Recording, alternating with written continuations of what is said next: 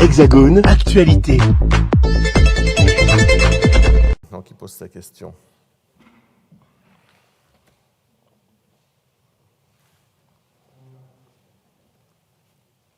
Merci, Monsieur le Président. Ma question s'adresse à Monsieur le ministre de l'Agriculture et de la Souveraineté alimentaire.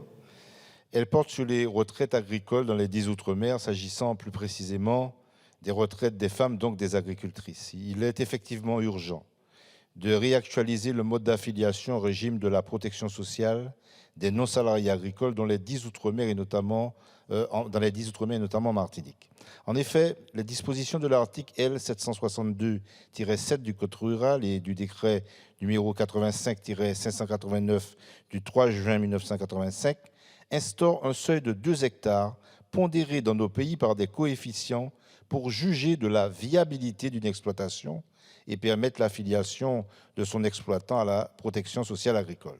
Nous pouvons affirmer que ce dispositif est complètement inadapté aux réalités de nos territoires, car beaucoup d'agriculteurs et surtout d'agricultrices ne peuvent être reconnus dans leur profession et sont ainsi écartés de toute couverture sociale et de toute aide publique, ce qui génère, vous vous en doutez, une grande pauvreté chez un nombre important de ces femmes et de ces hommes.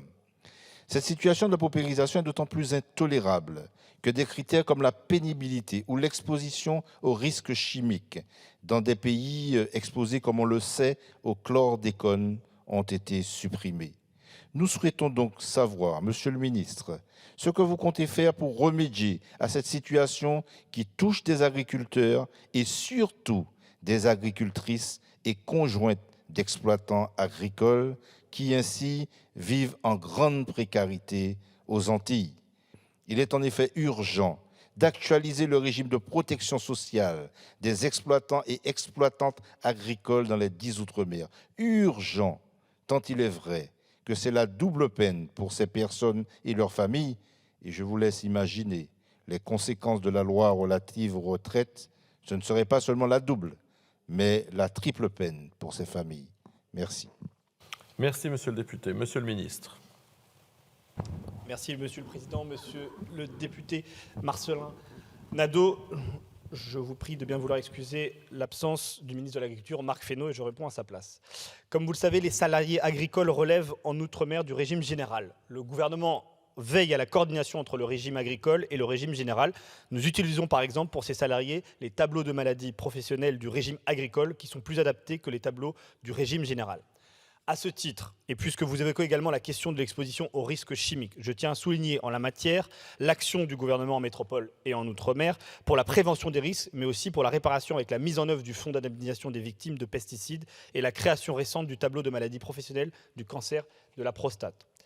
Pour les exploitants agricoles en Martinique, le montant des cotisations sociales dépend de la superficie exploitée, évaluée en hectares pondérés et basée sur la nature de la production animale ou végétale et non en fonction du revenu professionnel, comme c'est le cas dans l'Hexagone.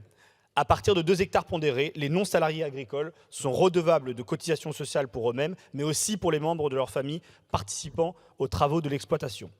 C'est le cas pour les conjoints collaborateurs des chefs d'exploitation, majoritairement des femmes, qui bénéficient bien d'une protection sociale, même si elle est moindre. En revanche, et contrairement à ce que vous avez peut-être pu sembler mentionner, en raison de la spécificité de l'assiette des non-salariés agricoles ultramarins, il n'y a pas de cotisation de solidarité en Outre-mer. Les exploitants agricoles exerçant leurs activités sur les exploitations de moins de 40 hectares pondérés sont exonérés de la plupart des cotisations sociales, famille, maladie, invalidité, maternité, vieillesse de base, tout en bénéficiant des prestations en vigueur. Cette exonération concerne une très large majorité d'exploitants agricoles et fait l'objet d'une compensation par le ministère des Outre-mer. Une évolution du régime de protection sociale pourrait concerner la réforme de l'assiette des cotisations sociales en Outre-mer pour l'asseoir sur les revenus, si ce constituerait une réforme structurelle et d'ampleur. À ce titre, la réforme prévue de l'assiette sociale des travailleurs indépendants, annoncée pour le prochain PLFSS, pourrait être une opportunité pour analyser et lancer des concertations sur le sujet spécifique des exploitants agricoles en Outre-mer. Je prie de bien vouloir m'excuser de la technicité un peu de la réponse, mais je crois que c'est ce qui était nécessaire au vu de la qualité et de la précision de votre question. Monsieur le député. Non, je voudrais revenir sur la particularité liée à une forme de colonna qui s'applique contrairement à la loi, à la modicité, je veux dire, des superficies et des petits exploitants, des petites exploitations disséminées. Bon, puisque vous envisagez quelques solutions à travers des réformes à venir, certes, j'en prends acte, mais je dois insister, notamment, c'est des éléments qui sont remontés d'organisations de femmes.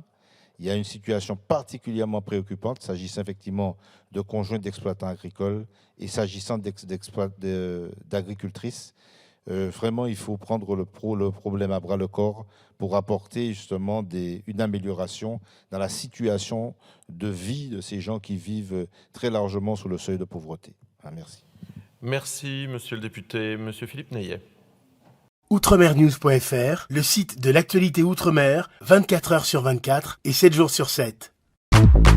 Retrouvez la chaîne Outremer News sur YouTube.